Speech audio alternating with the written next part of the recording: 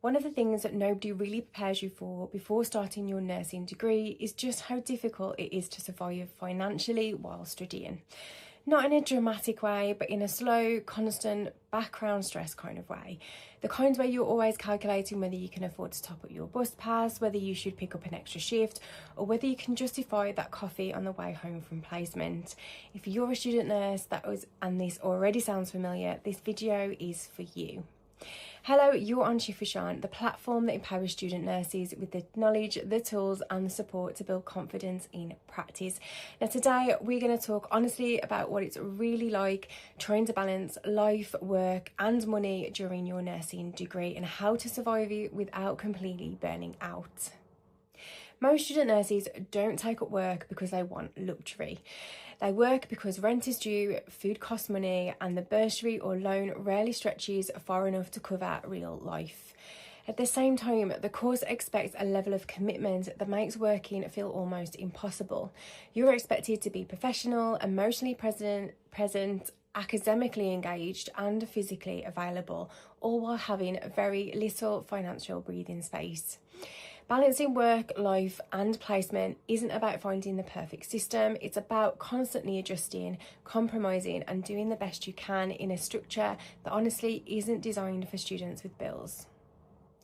Placements are usually the point where everything becomes a lot harder because on paper you are still just a student, but in reality you are doing long shifts, dealing with real patients, absorbing new information constantly and trying not to make mistakes. A lot of students go into placement thinking they'll manage it like a normal part-time job, and then shift shock hits.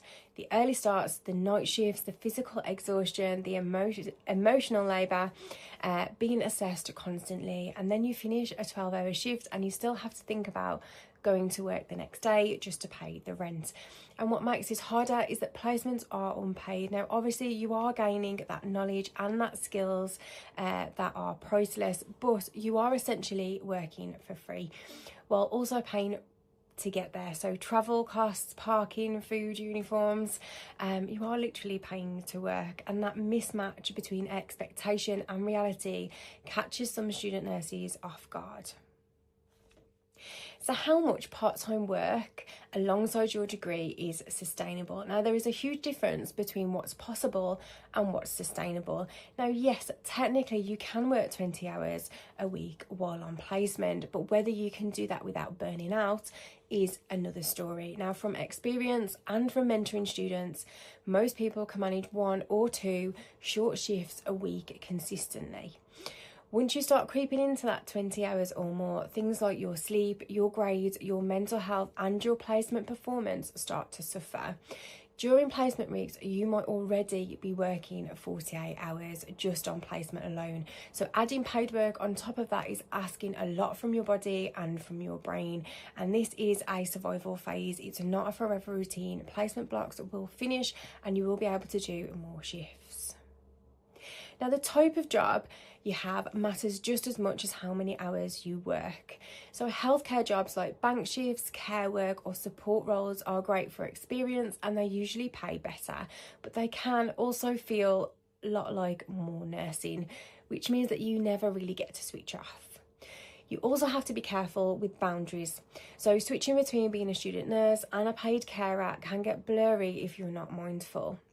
Non-healthcare jobs like retail or hospitality might not look impressive on your CV for where you want to go in your nursing career, but actually they often give you that mental break. Sometimes just stacking shelves or serving coffee is easier than holding emotional space for people all day. Neither option is better. It's about what you need at this point in your life. Now, the best job is the one that supports your degree, not competes with it. Before we carry on, I just want to quickly share something that I have created for student nurses because this is something that I wish I'd had when I started my training. It's my Nurse in Progress book series. Because who you are in year 1 is not the same person as you are in year 2, and it's definitely not the person you are by the time you reach that final placement in year 3. And that is why I've created the Nurse in Progress book series. It's a 3-book series with 1 book for each year of your nursing degree, so you get the right support at the right stage that you're actually in. Inside each book you'll find placement confident tips, realistic study strategies, that fit around your shifts, honest personal stories from someone who's been there, and a real insight into what nursing is truly like. This series does not sugarcoat nursing. It shows the reality, the stress, the pressures and the self-doubt, but also how to survive it and grow through it and feel more confident in yourself as a nurse. I'll leave the link for this series in the description. It is available on Amazon right now.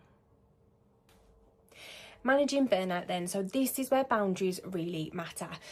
One of the biggest mistakes that student nurses make is working after night shifts. Now, it feels productive, but it catches up on you really quickly. Sleep deprivation affects your mood, your memory, your concentration and your physical health. And realistically, how safe are you to care for patients if you've barely slept all week?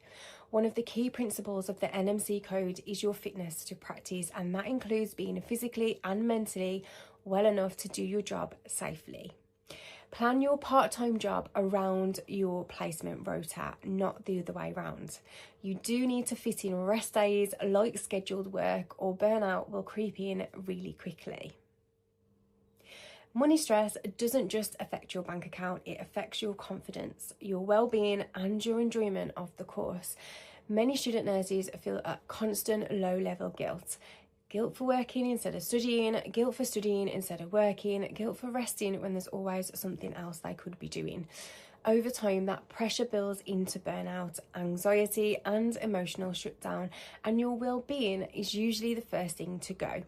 If you skip self-care, you eat worse because it's cheaper, you pick up extra shifts instead of resting, and you stop doing the things that actually help you to recover. Talking about it helps more than people realise. Other students, tutors, student support services, they can't help if they don't know that you're struggling financially. So how do you make your money stretch?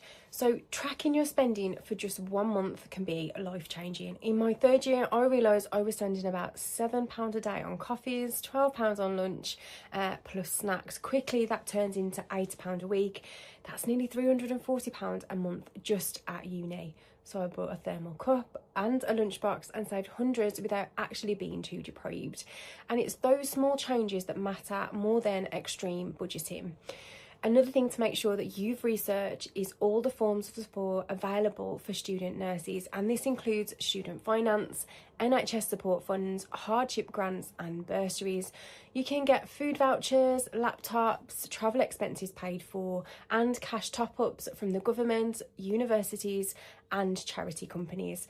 I do have a blog explaining what support student nurses can get and how to apply them with a step-by-step guide. I'll put the link for that in the description. So much money gets unclaimed simply because people don't ask or assume that they're not going to get it. Getting support isn't cheating, it's using the systems that exist to help you to stay in education.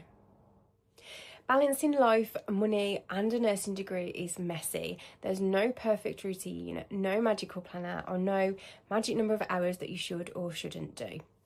But there will be weeks where you cope really well and there will be weeks where you can barely hold it together, and that is normal. You're doing a demanding degree in a system that asks a lot of you but gives very little back financially.